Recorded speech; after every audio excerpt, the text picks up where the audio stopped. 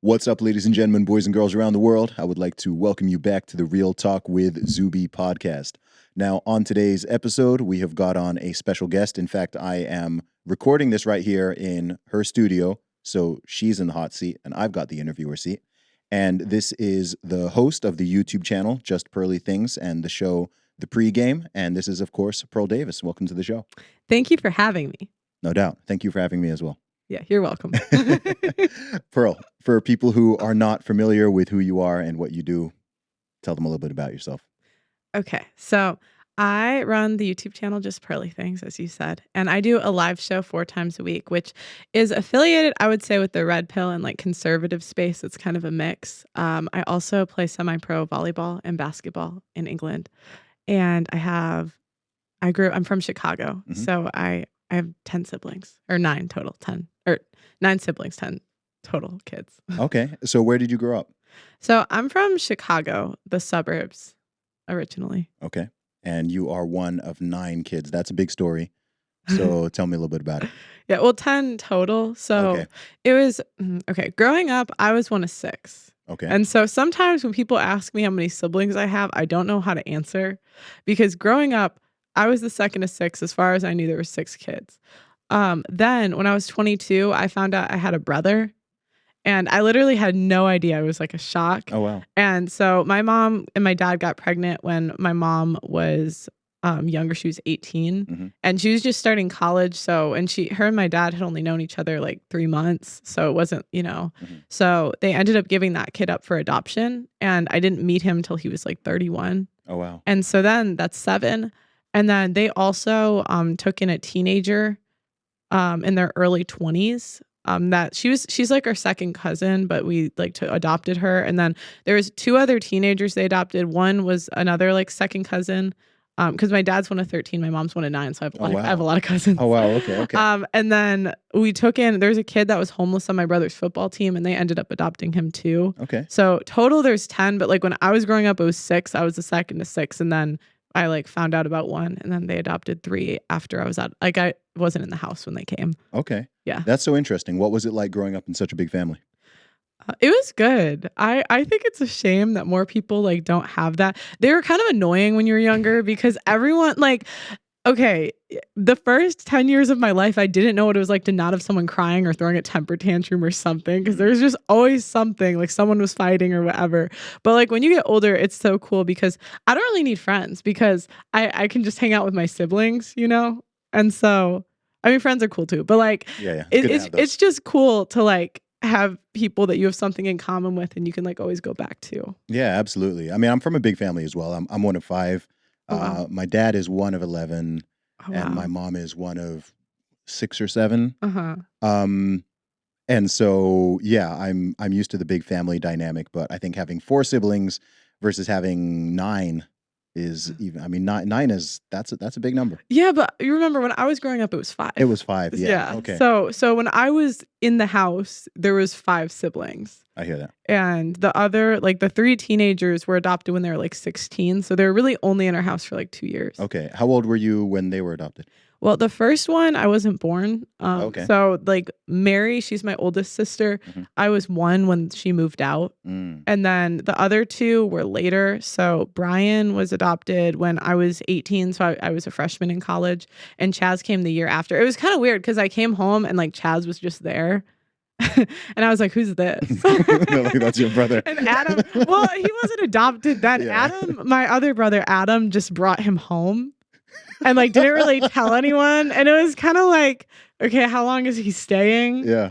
And then he just never left. Okay. Yeah. And I think, so it was good on him. He picked a good family to. That's interesting. Tell me a little bit about your parents. They sound interesting. So my parents, they own a software company. So my dad and my mom, I'm trying to think. Yeah. So my dad started the company when he's like 4 years older than my mom, or 5. So he's like 21, 22. And my mom was supposed to be a teacher. And my mom ended up quitting being a teacher to work for him. And then they started like a huge company. And then they ended up employing like 200-300 people.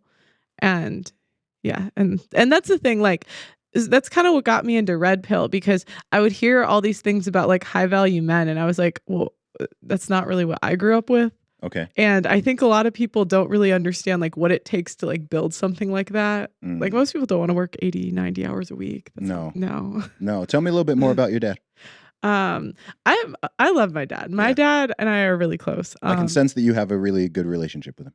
Yeah, he's my dad's like the hardest working person I know. And it's really cool because he doesn't drink, he doesn't have social media, he doesn't like he's just like literally like one of the best people I know. That's the best way I could say to describe him. That's awesome. And he helps me. Like he's so helpful. Like he would always be the type when someone was like carrying bags like out of like a store that he didn't even know, he would just like take them and bring them to their car. And like he didn't even know the person. Okay. And he's just that type of guy. That's awesome. Now, you started your YouTube channel when? I think I had an account. I started posting about a year and a half ago, maybe. And what was the first content you were putting out there? I did a house tour of my parents' house. Oh, okay. Yeah. And then I did rap music reactions after that. Okay. Okay. What made you even want to start a YouTube channel to begin with? I just like YouTube. I've never really watched TV or movies. Even yesterday on the show when they said that actor, I was like, I have no idea who that is because I just watch YouTube. Yeah, so I don't know. It was kind of like I was in sales and I hated sales. Oh my God, it was horrible. The worst 2 years ever. And I was just like miserable. And it was funny. I saw your channel. Okay. And you were like one of the first content creators that was kind of like dabbling in everything I was interested in. So it was like you did the political stuff, you did music, and you did you wrote too. You wrote a book. Yeah. And so I was kind of like, and you did the fitness. And that was like all the things that I was interested in. And I was like, oh my God, you can make money doing those things. And I remember I showed my dad your website and I was like, Dad, I don't know what I want to do. Cause I quit my job randomly and I just moved home.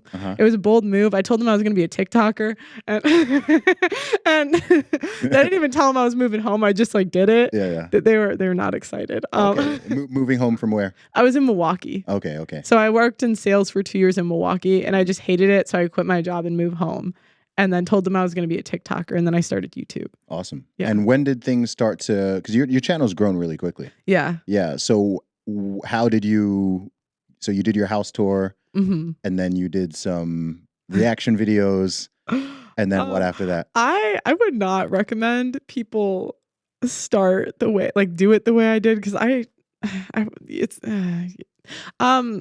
rap reactions actually put me on the map. Like I got me like 20,000 subs. Okay. But it kept getting demonetized. So then someone sent me a Kevin Samuels video and I reacted to it. It was like whitest girl on earth reacts to Kevin Samuels. Because that's what the rap ones would be. It would be like whitest girl on earth reacts to Pooh Shiesty or whitest girl on earth reacts to like and I would like interpret the music. Okay. And like it would be wrong. Like I found out what a steppa is. I didn't know what that was. A steppa? Yeah, I can't remember anymore, but that was like one of the first. I don't even know if I know that one. I'm a rapper and I'm like, man, I don't even know if I know that one. Well, I think you're maybe a little different than the stuff I was reacting. I know most slang though, but I'll have to look that one. So I would Urban Dictionary a lot. So then after Kevin Samuels, that was kind of when I went into Red Pill and then my channel just kept going. So I just kind of started doing what worked. Gotcha. So are you the whitest girl on earth? I would say yes. Yeah. I do. I will say I do freestyle a little bit. Really? Yeah, I do. Okay, I didn't know that. I'm not gonna put you on the spot on a podcast. Oh, you could. Really? No. Okay. I was like, well, you're gonna be the first person to rap on the podcast. No. But yeah, I would say probably like where I grew up.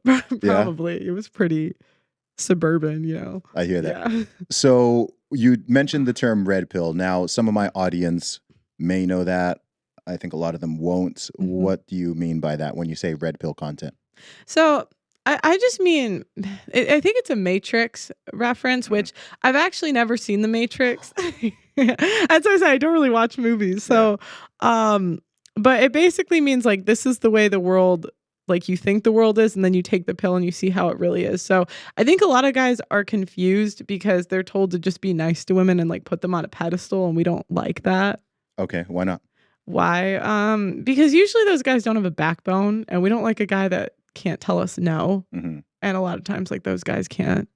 And so they've just been told their whole life to like say yes to whatever she wants to make her happy. Yeah, yeah. And like happy wife, happy life. Mm. But like I feel like women, we don't even know what we want. At least you're honest. Nah. So what is it that drew you into that space? Because it's obviously a primarily male space. I'm nosy. Okay. I'm very nosy. Okay. So it started with pickup. I went to a pickup artist conference. Oh, wow. Yeah. Where was that? Vegas. Yeah. Okay. This was an interesting. Okay. Yeah, because what I did was, okay, I would see things from like Steph is Cold. Have you heard of him? Yeah, I know Steph is Cold. You know, and like alpha male strategies. He'd be like, "Fuck these hoes to sleep." I'm like, "Oh my god."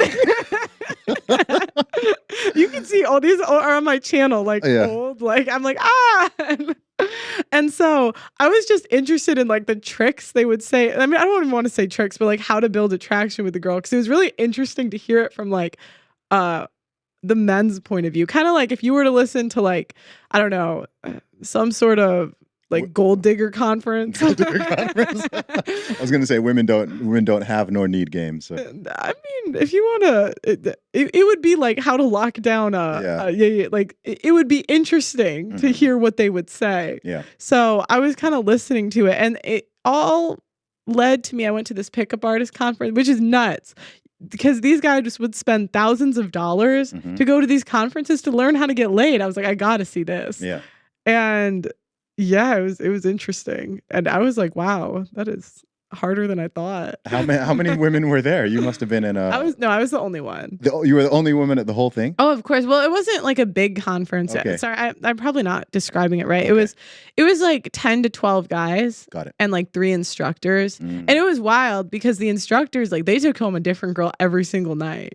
Like probably 4 or 5, like 5 total in 3 days, which is mad. I was like, oh my, wilding in these streets. So it was like a multi-day event. Yeah, and they would just like tell the guys like approach the girls this way. This is how you build attraction, or like this is, you know what I mean? Like don't bore her, like that sort. And some of it I could see like as being helpful, like because I think a lot of guys are awkward. They don't really know how to. Yeah, and women are difficult. You know, like I'm not going to say. So all this just stemmed from nosiness.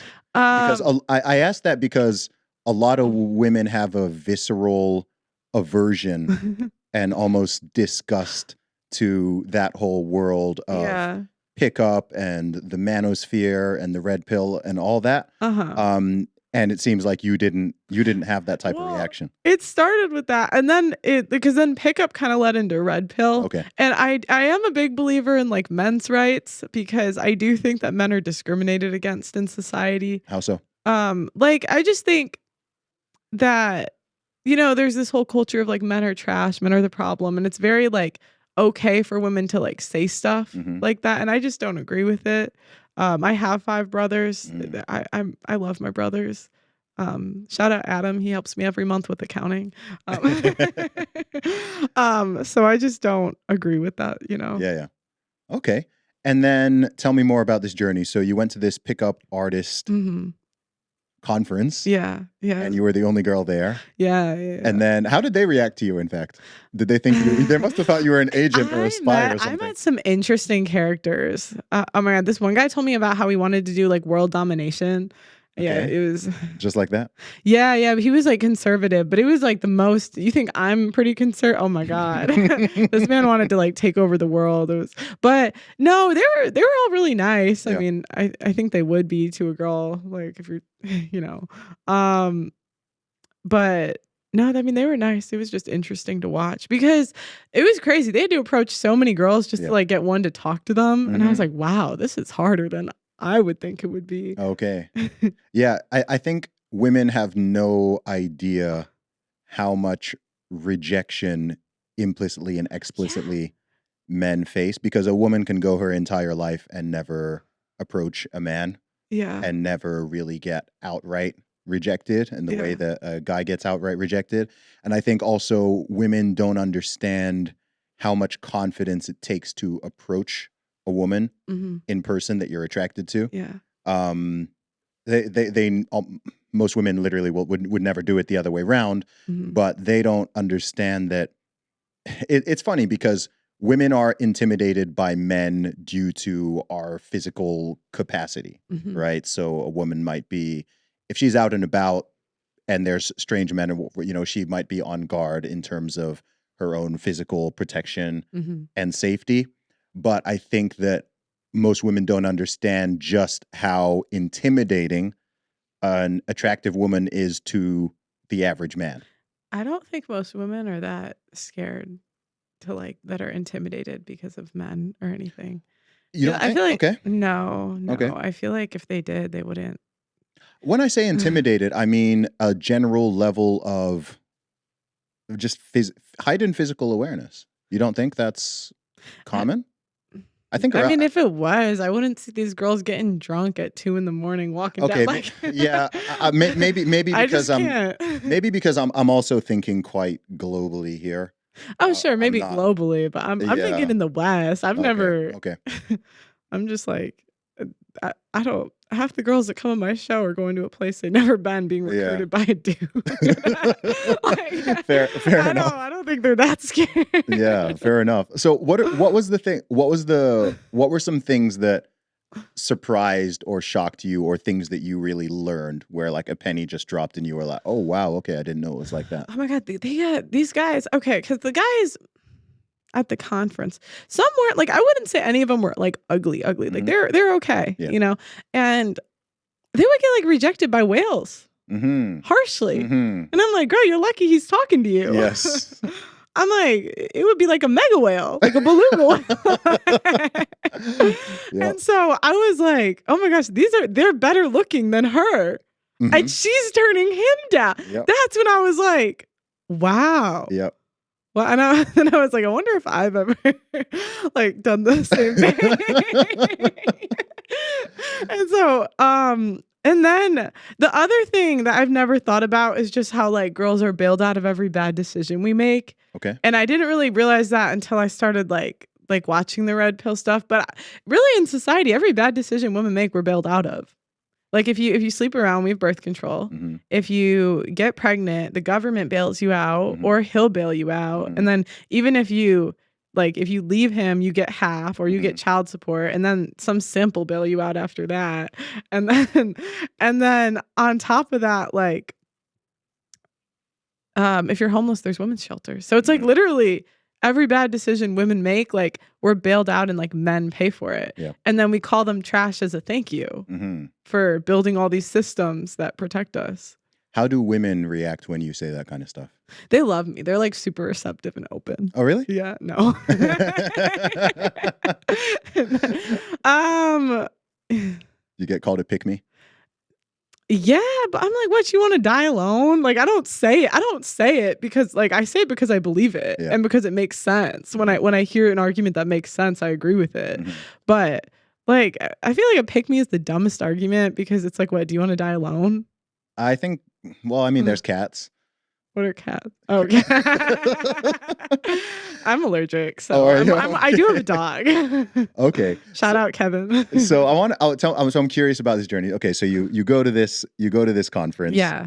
And then you start watching certain channels on YouTube. Yeah, I read Rollo's book. The first one? Yeah. Okay. And I read The Game. Okay, Neil Strauss. Yeah, and then I just watched I used to do 5 to 10 reactions a day. So I just watched a lot of people, a lot of content.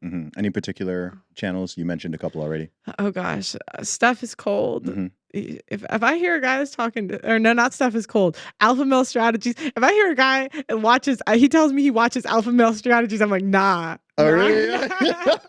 Nah, I know what you're red flag. Nah, I know what you're on. I know what you're on. Nah, I'm too. Okay. Rollo Tomasi, Kevin Samuel. I went on Kevin Samuel's show. Okay. I went on. I watched Fresh and Fit. I watched. Yeah, there was a lot of different red pill channels. Okay, what was your appearance on Kevin Samuel's show like? Did you call in or? Yeah, I called in because I was like, oh, this is easy. I just clicked the Zoom link and I'm on. Wow, I was excited. And yeah, no, He was just asking me about my boyfriend at the time. Okay. I actually did have a call with him after. You didn't see it, like, because like that was on screen, but I talked to him after. He told me to dump my boyfriend at the time. Oh. Yeah, he did. I did. Yeah. Oh gosh. Oh, Shout geez. Why? Why did he say that? You don't have to go too personal if you don't want to, but like that's quite a. Yeah. You don't have to. You don't have to. You don't have to if you don't want to. It was just the right. Yeah. It wasn't the right. You know. Yeah, fair enough. Yeah. Fair enough. And then when did you start your show, the pregame? I started it February 27th of last year. Okay. And what was the impetus for that? That's a big word. Oh, what made you decide to start that? Okay, that's better. What was the reason? It was kind of like I when I was in London, it was the most diverse city I've ever been in. I thought it was so cool how I could meet someone from Italy, the US, Romania, freaking everywhere. I don't know, anywhere. And I just thought it was so cool that I could have all of these different cultures in one place. And even just playing on like sports teams and at the school, like there's a lot of international students. And so I was thinking like I could start this show and bring in like guys and girls to talk about like dating and different like topics. I didn't necessarily think it was going to be like red pill. It was more to, like a fun show, but then I don't know, the red pill topics like worked. They're doing well, and I thought they were interesting. So that's cool. And what have you learned from doing it? I mean, you've done how many episodes now? Oh gosh, I think we're at like 80, like 80. Roughly a little under 80. Okay. I've learned that like as women, we say a lot of nothing. And I catch myself doing it. And my ex-boyfriend would say this to me, like he'd be like, "Shut up."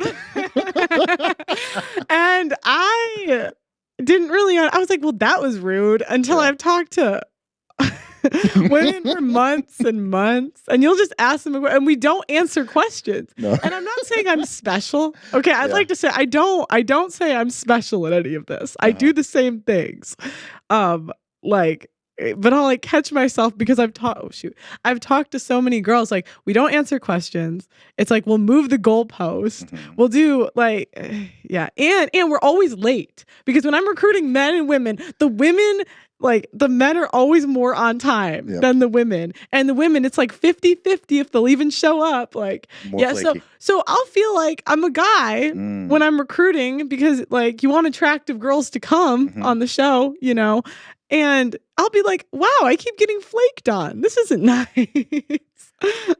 I think it's so interesting what you said there. You said that you felt like a guy. and then you ask them questions. They don't answer the question you asked.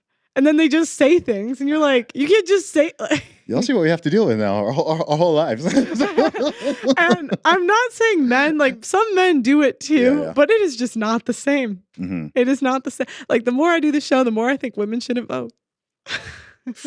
She's going there. She's going there. Yeah. Just I'll take one for the team. I'll do it. Yeah, you can say things that, you know, I mean, I can say anything, but like, you know, you've got the female privilege. So some things are better. No, you do too. You broke the deadlifting. Yeah, I go back and forth on this. To turn our rights. For the moment. I'll take one for the team to get the outcomes I want. For this moment in time, I'm identifying as a man. My beard, you know, I put the beard oil in. It's, you know, it's shining. Tell me some of the differences you found between the USA and the UK. In what regard? Okay, let's start with the topic that we're discussing. You're talking about intersexual dynamics and relationships, dating, all of that. Are there some fundamental or noticeable patterns and differences you've seen?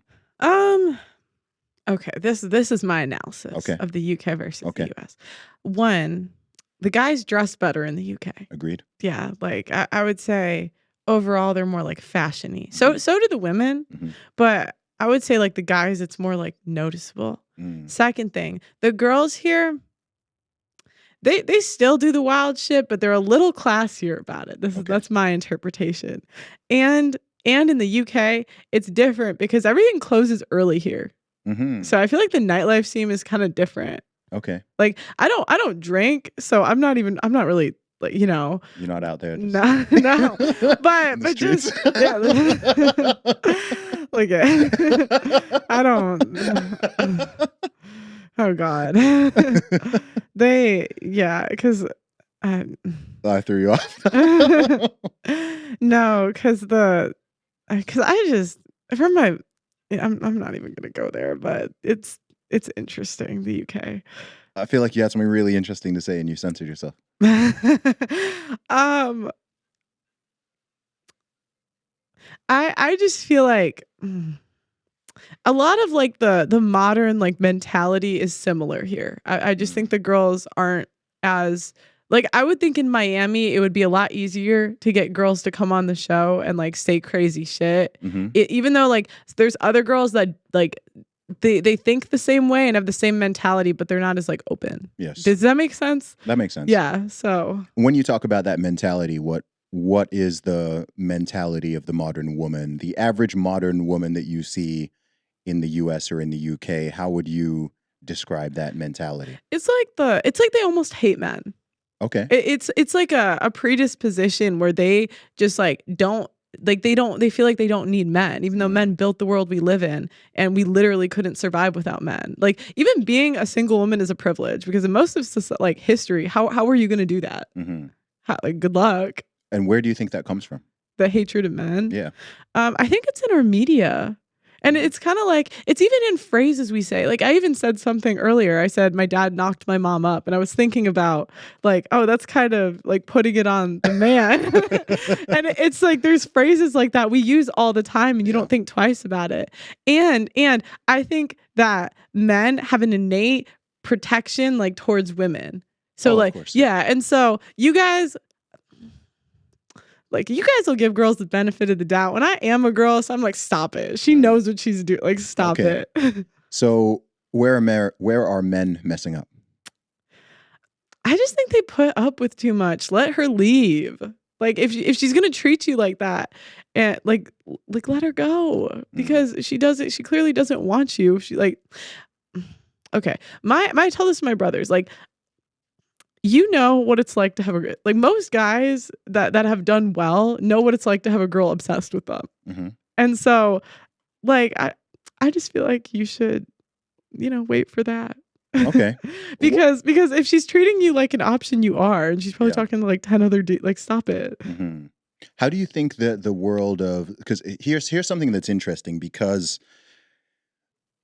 you're in your mid-20s, right? Mm-hmm. So you've grown up in an era where smartphones and social media have always been there during those formative years in your teens, preteens to teens, and so on. I got mine in 8th grade. In 8th grade, yeah. So this is something that's interesting because by the time the smartphone and social media came out, in my case, I was already in my in my 20s. So there was an era before that, even pre-internet and pre-email and all that. And so I think even with a 10-year age gap, say between someone who's 35 and 25 or 32 and 22, there's actually, because of the technology, there can be quite a chasm because when I was in school, there was no smartphones, there was no social media, none of that stuff existed. Even the internet was very much in its infancy. We had dial-up first of all, and it was very slow. When I was in school, it took, to download a song, it took like, if you wanted to download an album back when people were using Napster and LimeWire, you left it to run overnight. I've never even heard of Napster. Yeah, you never. I don't even know what that is. There we go. Right, generation gap. It's a peer-to-peer music sharing site. This when people started downloading and stuff. I mean, do you know what a CD is? Yeah, I know. Okay. I've actually met people who don't. I'm like, oh my gosh, man. Am I a boomer now? Okay, my sister. Yeah. Okay. So that's so interesting to me because I can't really, if I think back to when I was in school, whether in Saudi Arabia or in the UK in boarding school, if I think of adding smartphones and social media on top of all that teenage stuff already going on, it just sounds like an absolute nightmare. But I think that it's interesting because people who are now in their 20s, a lot of stuff that is just normal to them and standard, and I don't think they're really thinking that, oh, there was a whole era Yeah. before this, before Instagram and Snapchat and Mm-hmm. YouTube and TikTok and all these things that it's so new. Yeah. It's so new. So what kind of impact do you think that that's had on the perspectives of both young men and women who are growing up now and who are coming up and experiencing all this? I think that it gasses up girls' egos. Okay. Yeah. I think that Instagram is like a toxic Mm. app. I mean, it can be. You can't. I will say, social media has changed my life for the Yes, better. same. I get to do. I love this job. Mhm. I am so happy now. Like this is so fun, and I am good. Like, but I would say overall as a society, it's like been worse. And I think like girls, like we think we're hotter than we are. Mhm. Because yeah, yeah. And I noticed this partially at the pickup boot camp. So I'm like, you're rejecting him, and I was like, I wonder if and I was like, yeah, but like because you can get like crazy DMs from people, and girls think that these guys are actually trying to like wife her. I have brothers, so like they would humble me. You know what I mean? Shout out Austin, shout out Adam. But like, yeah, I feel like Instagram just like gasses up girls' egos, and it makes men like more lonely, I guess. Mm. Yeah, you're absolutely right. I mean, I think one thing that technology's done a lot, but in terms of the dating market and those dynamics, one thing is, man, it's done a lot. One thing it's done from the female perspective, you've already touched on this, is if you think back to even like the most beautiful girl in a town or a village in a city or in the past, right? She only had access to the men in her locality, right? So the most beautiful girl in a school or a college or whatever, there was still this limited pool. So she might get gassed up, or it could be even an average girl. She doesn't need to be beautiful. But I think that you're getting attention from the males in your local vicinity. Whereas now, a girl can be hot and have tens, hundreds of thousands, millions of potential interested males expressing interest and giving daily validation from the entire world. Right? There can be dudes in Africa, Asia, the Middle East, Europe, USA, wherever, right? And there's just, and guys are so thirsty online, right? The guys are just there messing up the game online by with their insane thirst. And it's just all there. So it's like, wow, how can this woman not have? Yeah. Like, of course she has it. This is why we got to bring back bullying. Yeah? Tell me more. I feel like, everyone should have a healthy amount of bullying growing up. Agreed. Because I think that's why people from bigger families are better than everyone else. because if I started to think too highly of myself, my older brother would humble me. Yes. He would tell me, "No, you're ugly." And I'd be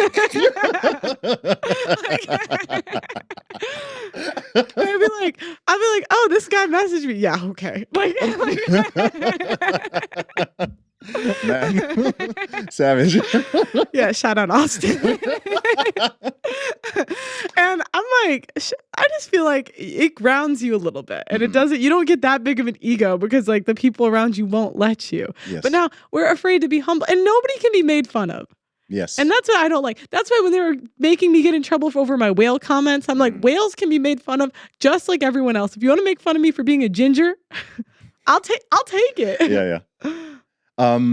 Man, and I was gonna say, okay, carrying on from that point, I think so. We've touched about the inflated ego with girls, but what it's also done with guys is it's taken away that we talked before about that rejection, right? So now the way most guys interact is it's all online, right? It's all through the screen. So you don't need to develop courage. You don't need to develop social skills and ability to talk in the same way, right? You can just sit there and be typing and swiping, which is a very different skill set to actually walking up to a woman that you're interested in and breaking the ice and trying to have a conversation and so on. And so I think on both levels, it's really, really skewing the situation. Yeah. And also, I mean, there's studies from some of these dating apps showing something that, I mean, women find what, like 80% of men to be Unattractive. below Yeah, to be below average. unattractive. I mean, we only Yeah. swipe right. Like, it depends what you look Mhm. at, but like I would say roughly 5% of the time we Mhm. swipe right on dating Mhm. apps. And men, it's something like what, 50, 60? roughly. Yeah. Yeah. Yeah, it's And then are like, oh, is she hot in there? yeah, it's hard. she's It's hard. not. It's hard out there. And another thing that happens with men is men are much more susceptible to the apex fallacy, Mm-hmm. right? Which is that in terms of how we are rated and judged. So Mm-hmm. when people are even talking about men or talking about dating and talking about stuff, oftentimes they're referring to like 20%, 10% to 20% of the male population. Mm-hmm. The other 80 to 90% is almost invisible, right? They're not even being considered. When I'm hearing certain conversations about dating, I'm like, you guys are talking about like a very, very specific Well, even set of. Go ahead. yeah, even the girl yesterday, I was like, you can't have everything. And she's like, why not? I'm like, I Yeah. don't know, because we're human. Because- like, because these are people. Like, Yeah, and this is another challenge because, of course, in this era, we have, under the age of 30 in a lot of cities in Western countries, women are actually out earning men on average. We know women are getting the vast majority. I think about 65% of university degrees are going to women now. And as we know, typically women tend to date and mate across and up socioeconomically and in terms of status and so on. So all of these things are happening at the same time, mm-hmm. and it's creating a very, I don't know, man. It's creating a weird situation. I asked it because I asked girls this on my show where I Okay. was like, what would you take to submit to a guy to the point like if he told you to quit, you'd quit? Because that's really submitting, is if you like really trust him like to make Yes. that big of a decision. Mm-hmm. And they would tell me like basically top 10% of guys, and so I'd be like, do you think you're a top 10% girl? Mm-hmm. No. Okay. Well, Yeah. and so it's like I never understood that. Like I don't think money equates to like submission. And like, why do you have to date someone that makes more money? Yeah, I think so much of it is we can't a lot of stuff is just rooted in biology, right? Yeah, but this is okay, the thing. So it's the same as men preferring younger women, Yeah. women preferring taller men. Uh-huh. It's just rooted in biology. I think no matter how much we advance technologically and with all our social stuff and cultural stuff Yeah. and whatever, we still have, when it comes to mating preferences, Yeah. it's still really basic and primal. Right, but my thing is you can't have everything. Oh, of course so not. and so Of course like I don't know if you, But people have been told, women have been told that they can. yeah, that's the I'm like you can't have everything. Yeah. And no, dude, just because he makes less than you doesn't mean he wants to come back home to an argumentative girl that's gonna like question every decision you make. Plus, we know we're crazy. Like, come on. Like, I just think girls, I feel like men just make better decisions in general. Yeah. And not everyone. I know they're gonna come at you with like not every, but like I just feel like even the most rational girls I know, like men are more sane. Well, another thing we haven't talked about, and this is you've clearly had a good model throughout your entire life of a healthy relationship and marriage and male-female dynamics. You've got lots of siblings out there. The truth is that millions and millions of people, huge percentage, do not. And I think that this is where a lot of it comes from. I think that the reason why so many, beyond the feminist brainwashing, I think deep down the reason why a lot of younger women and women of our generation think that they can't submit in that word or take the kind of second role or be a homemaker or whatever is because they've seen that go bad for another woman, possibly their mother, right? They've seen, oh, you rely on a man and then the man goes away and so I think that there's massive trust issues there. Yeah, but they just heard the mom's side. Of course they did. Like I have friends that like had a broken like whatever, and like their mom would just feed all this shit to them about their dad, and then they Yes. turn 20 and they're like, "What happened?" And the dad's like, "She hasn't been letting me see you." Yes. Yeah. And so I don't know. And by the way, I don't think this is specifically gendered, actually, because it happens with men as well. I think the reason why so many men are afraid to commit, or why so many younger men are opposed to marriage, it's not just as simple as the laws and the incentives. That's a part of it, but it's also what they have seen modeled, right? So if they've seen it, man, there are millions of people who legitimately have never seen like a healthy male-female relationship, and they project that outwards because they think that that is just the norm and the default. And in some communities, it absolutely is. That's the thing. So I can see how someone would grow up in that and be like, well, it didn't work out for my parents. It didn't work out for my friend's parents. It didn't work. Yeah. So and like the quality of wife is just like so much lower nowadays. I think the quality of both is lower, to be real. I agree with you. But I think that there are millions and millions of men out there who are not even, you know, and some of this is from not lacking encouragement. I think I'll tell you what I think is one of the hardest challenges for young men right now. I think one of the hardest challenges for young men is being very clear on what your purpose is as a man. Because as we've said in the past, your role as a man was very simple. Whatever people think of gender roles, you can't really argue that in the past, and still in many parts of the world, if you were growing up as a young man or a young woman, what your role is in society, in relationships and so on, it's clear cut, right? It's very clear. You're a man, you're going to be a provider, you're going to be a protector, you're going to be the one who is leading. You're a woman, you're going to have children, you're going to be the primary nurturer and caregiver, you're going to look after the home and so on. Yes, you can work a little. Yes, the man can do some of this, but those are your roles, right? That's it. Whereas now you've got, as I said, an ever increasing number and percentage of women who are, they've got money, they've got their careers, they've got their they've got their, they've got all that. The stuff that a man would typically historically provide or still provide in many places, it's like, well, they've got that, but they're still the same biological attraction triggers and imperatives. So I think for lots of young men, they're kind of like, and they're literally being told by women and by society and by the media, oh, we don't, we don't need men, whatever, single independent woman. And I think there's so many guys out there who are like, okay, well, what do I do? Do I turn into do I just take the macking route and I just try to get laid with as many women as possible? Do I what do I do? And I think that a lot of young men don't know the answer to that, and I think that's why from the Jordan Petersons to the Andrew Tates, you've seen this meteoric rise with young men, especially, who are looking for this meaning and purpose and guidance to find some type of direction. Yeah. I think the girls are worse than the guys, like by a lot. Tell me how. Because men are still expected to protect and provide, and they still make more money than girls by and large, like overall. Not younger. Not in the 20s. I'm talking about young men. Let's say guys under 30. Guys under 30 are not out earning women under 30. Not anymore. Yeah, I guess you could if you want to make them money. I just feel like they're still expected to protect and provide. They are. But like women aren't young or pure. So like that's what I'm saying. Like I think it's like worse on the girls because like the average age of first marriage in the UK is what, 31?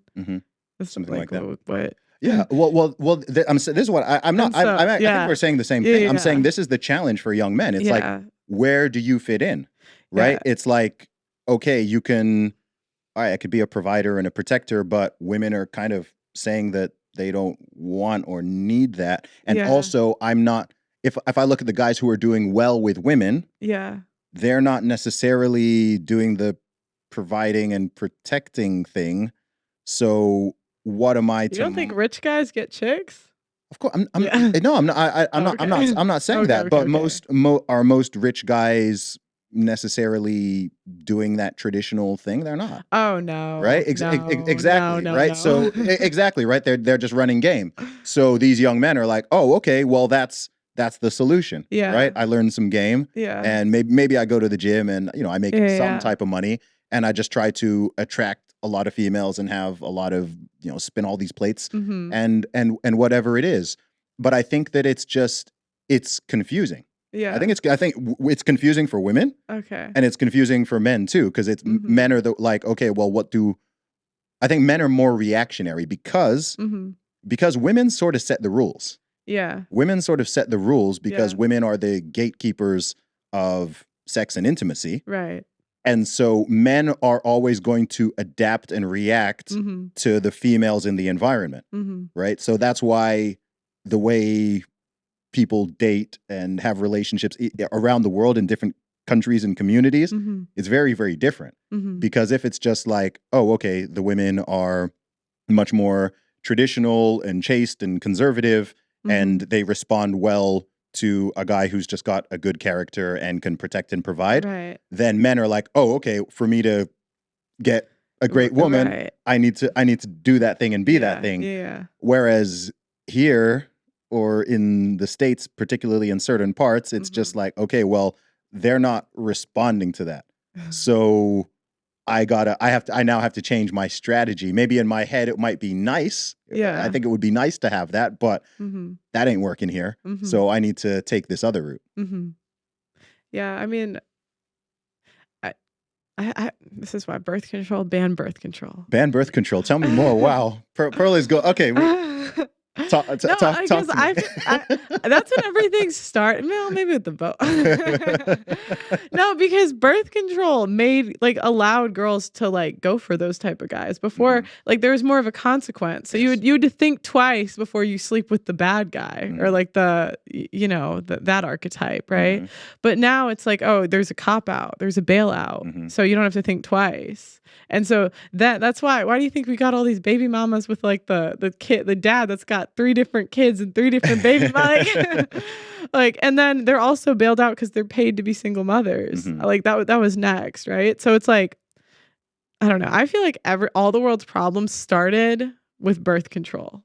All the world's problems. Yeah, Oh, wow. Okay. yeah. That's a big one. Yeah. That's a big one. I mean, because it all started with the breakdown of the family. And if you look at that chart where it talks about the rate that women were taking oral contraceptives with the divorce rate, it's the same. I'm sure you've seen it. You're in the Yeah. And so it's like It's also the welfare policies. That's a big that's factor. true. I don't think it was one thing, but I think that started it. Interesting. Yeah. And I'm like, if we got rid of birth control, I feel like girls would be more selective with who they slept with. We'd see families come back again. Yeah, and get rid of the single mom policies too. I'm not, Okay. and maybe they're right too. I don't know. we need dictator Pearl in the building. What do you think is the biggest challenge that young women face right now in this world? I think the biggest challenge. I think it's really confusing for young women because you're told to do what men do. Yeah, and we're not men. Yeah. Yeah, I would say that's the biggest challenge. Okay. I've said what I think is the biggest challenge for men. What do you think is the biggest challenge for men? Hoes. How so? I just think that they're getting finessed. More than previously? Yeah, more than ever. Okay, in what way? There's so many guys, well, minus the ones there's there's two types. Okay. There's the one guys that are the top percentage. They're living their life. They're having a good time because they just have unlimited access to women, and they're good, right? Second type is the guys that kind of get used for their money and resources because the girls don't really like them like that. And I would say it's they'll marry a girl and then she'll leave and take half. That's 50% of marriages. So I would say that a bad marriage can literally ruin a dude's life. Yeah. And then there's a third type that just are very lonely, and I would say that's their biggest problem. And I would agree with you though, the purpose, I would say men do lack purpose nowadays, and they're very confused at what they're supposed to do. So before, masculinity was celebrated, but now it's punished almost. That's the thing. And it's really sad because I'll see guys on my show. Sometimes they'll come on and sometimes I call them simps, and And Bro. I do.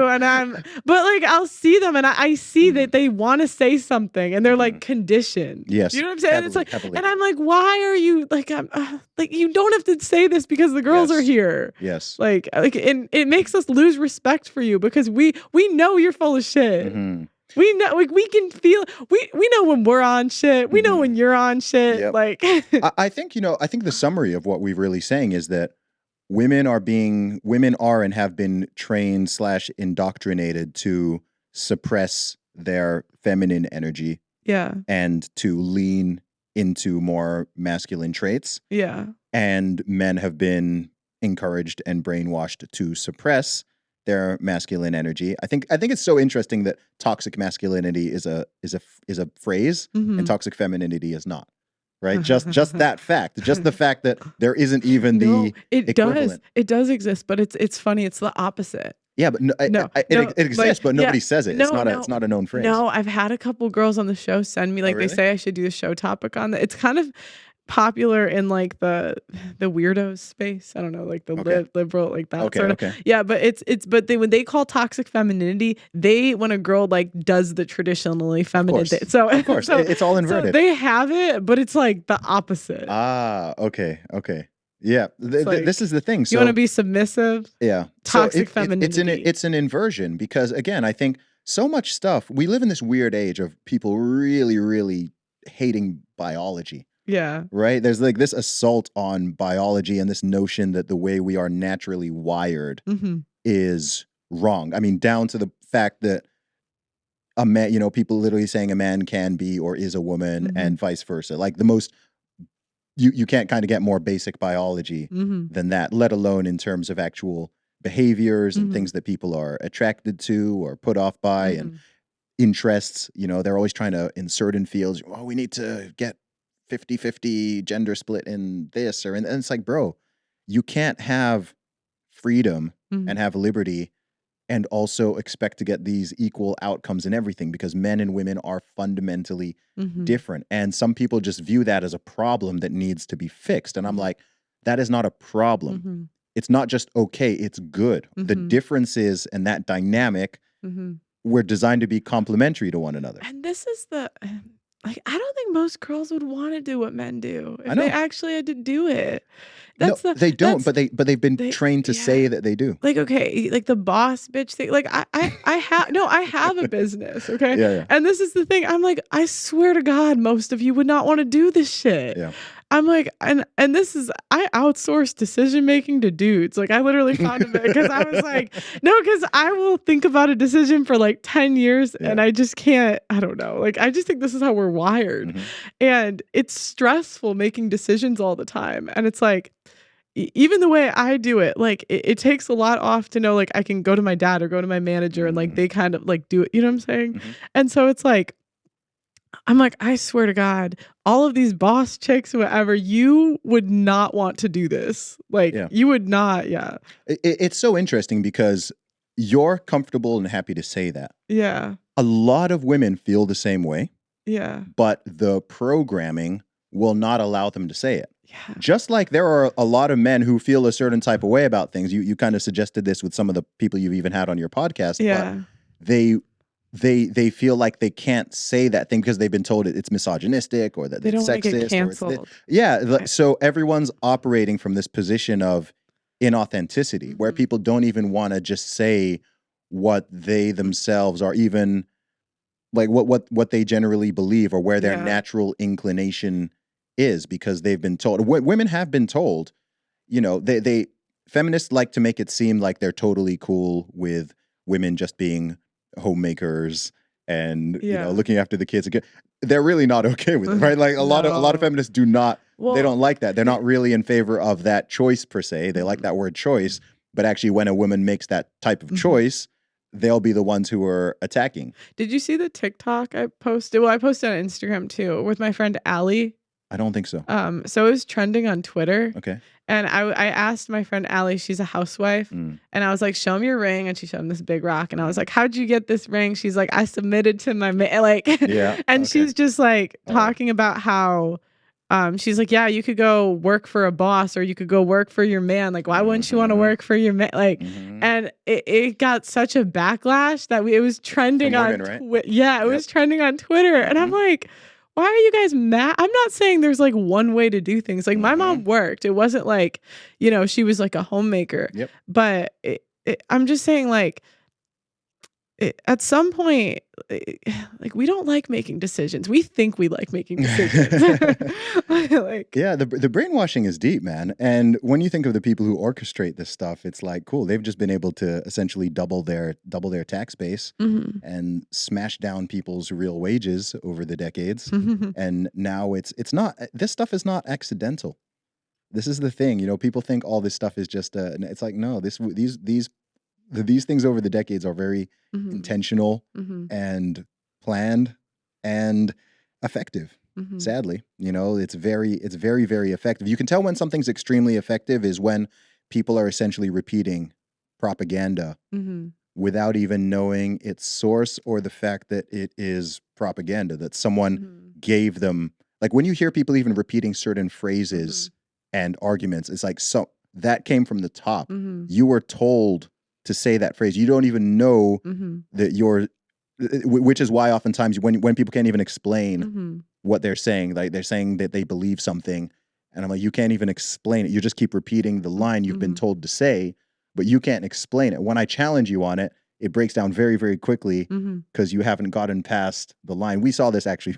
We don't want to talk about the scamdemic necessarily, but you saw this over the past 2.5 years with all the stuff people were saying in 2020 and 2021, and they're just repeating it and repeating it like they've been told what phrase to say. And you ask one question, and they just get angry because they haven't come to that conclusion themselves. It was just like, okay, this is the phrase you repeat. This is the slogan. This is the motto, and everyone just walks around like an NPC saying it. And I think that the exact same thing is happening here, even with, a strong independent woman, strong independent, like there's no phrase, oh, strong independent man. Like that's not a phrase, right? That's strong and independent. I am alpha. Even the fact that it's just one of those things that's been repeated. And young women now feel pressured or like, okay, that's what I'm supposed to do. So instead of leaning into any type of femininity, they now just think they need to compete and be like men in every avenue. And I'm like, most of you do not work hard enough. I swear to God. I'm like, you would not want to do like, oh God, they would not want to do like half the work that I did to like get, you know what I'm saying? Like, I'm like, you guys can barely get on the treadmill. Like, how the hell are you going to start a whole business? Like, okay. Yeah, I honestly don't think most Big Shirley. Big Shirley was Diane. Rebecca. Where does it go from here, Pearl? What's next? What's next? With what? I mean, you're on this mission. You're going to fix the world. You're going to restore the proper balance. Oh gosh. Yeah. So I mean, what's next? Things going to get better? Are they going to get worse? I think it'll get worse. Optimism, we love it. No, I'm just being real. Like I don't. I would say worse. Where do you think the West is going to be in 10 years on this front? Probably. I think unless there's like a war or like a really bad recession, like I feel like unless there's something that makes like okay, if there was a power outage right now. Do you know how many families would form? Because all the girls would look in their friend zone and be like, please take me. Please. You need an EMP, fam. I was just playing. I don't want Chad. I don't want Chad. I was just playing. Okay. I was so scared. Like, yeah, so I don't know. But unless, like, I just think the world's like too easy. So unless that happens, I would say it's probably going to get worse. I love that. There we go. Do you? You love that? No, not necessarily. Pearl, where can people find and follow you online? Okay, I got a lot. So you can find me Pearly Things with a Z on Twitter, just .pearly things on Instagram, and I'm shadow banned, so you have to type out the whole thing. Just Pearly Things on YouTube, and just Pearly Things .4 and .5 on TikTok. They keep taking away my account, so make sure you follow the next one. I know Zuby says they spy on you. Yeah. Don't use TikTok, guys. Yeah, well, okay, but It's if you Chinese do, Communist Party spyware. yeah. So if you do, make sure to follow me on it and have them spy on you, watching my stuff. And yeah, I think that's all of them. Awesome. Pearl, thanks for coming on the show. Thanks for having me.